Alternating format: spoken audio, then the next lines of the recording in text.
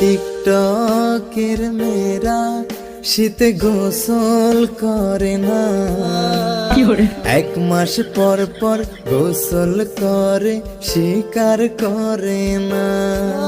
তারা গায়ে সেন্ট মেরে আর জামা চেঞ্জ করে, এমন ভাব ধরে যেন প্রতিদিন গোসল করে।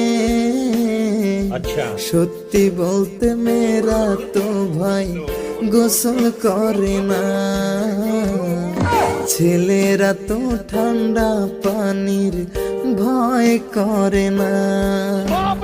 টিকটকের মেয়েরা শীতে গোসল করে না, 1 মাস পর পর গোসল করে লজ্জায় বলে না। সব ছেলেরা চিল্লায় এখন কথা ঠিক না।